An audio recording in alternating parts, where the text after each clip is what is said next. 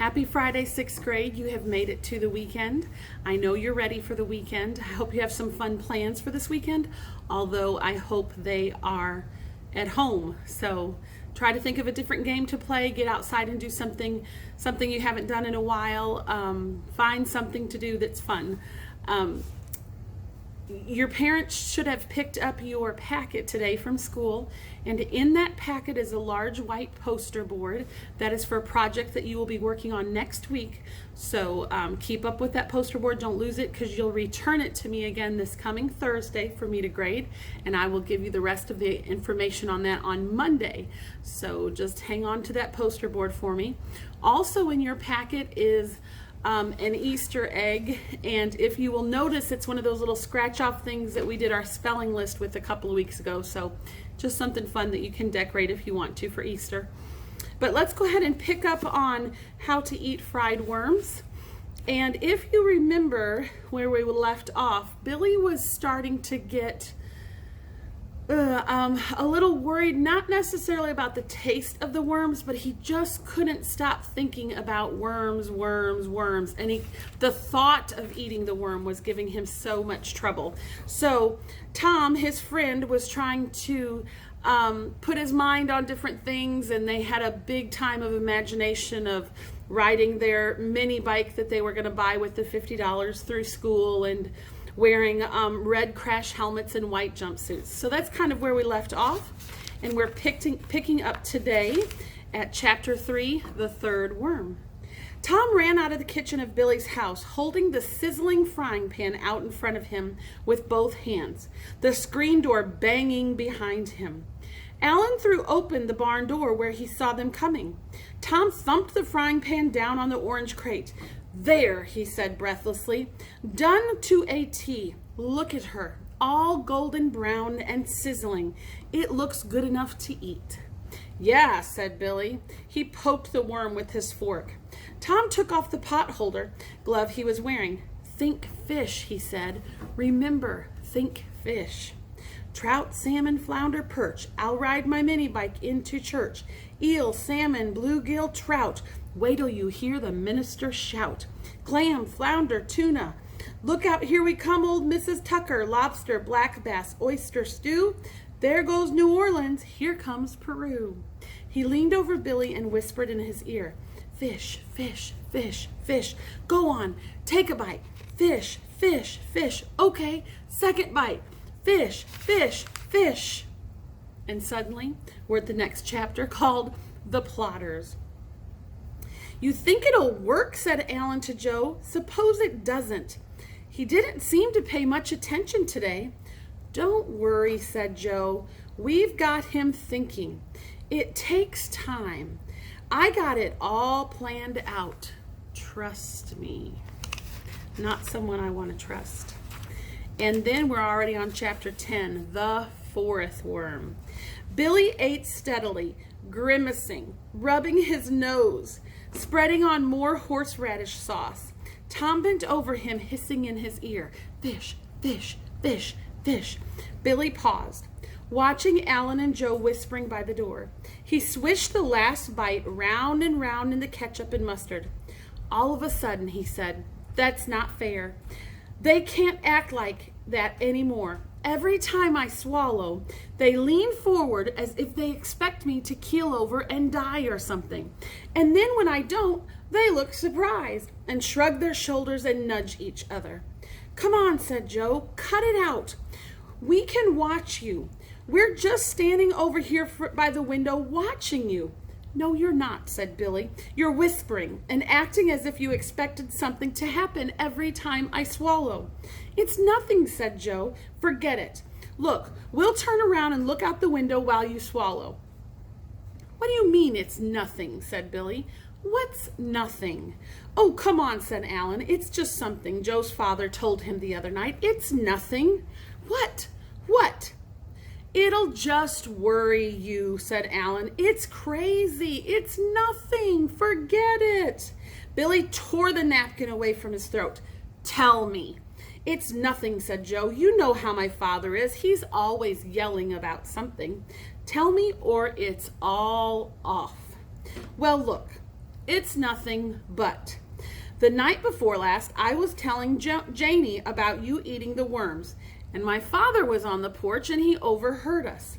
So he threw down his newspaper and says, Joseph. So I say, yes, Pa. And he says, have you ate a worm, Joseph? Then he grabbed my shoulders and shook me till my hands danced at the ends of my arms like a puppet's. It's for your own good, he says. So I stuttered, it's not me who's doing it. It's. Janie was wailing while my mother was chewing her apron in the doorway. Alfred, she says, what is going on? Has he hauled down the American flag at school and eaten it again? Has he? So what's the point? Yelled Billy. Get to the point. What does it all have to do with me? I'm coming to it, said Joe, wiping his nose, but I wanted to show you how important that it was. My father nearly killing me and all.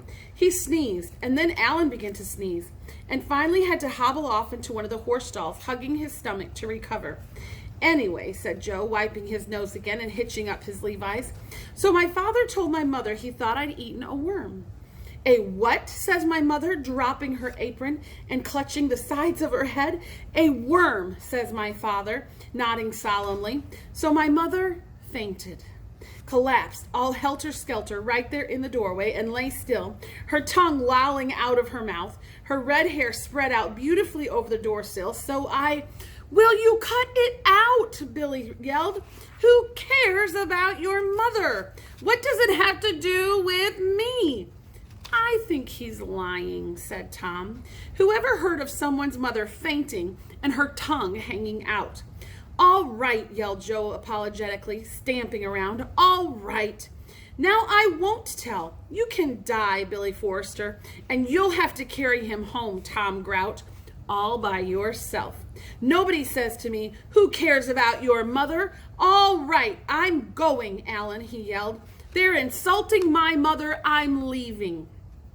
Don't, said Alan, running out of the horse stall and grabbing Joe by the shirt tail. Don't. You've got to tell him. Even your mother would say so. Ain't it a matter of life and death? I won't, said Joe, starting toward the door. Alan pulled him back. You got to. How long have we known poor Bill? 6, 7 years? For old time's sake, Joe. Because we were all once in kindergarten together. Think of the agony he'll face, Joe. The pain and the blood and the gore. Billy was on his knees by the orange crate, wringing his hands, not daring to interfere. But when Joe glanced silently back at him, he whispered, Please, Joe, for old time's sake. Well, will you apologize for insulting my mother? I do, said Billy. I do. I apologize. So Alan and Joe began to sneeze again, and this time had to bend over and put their heads between their legs to recover.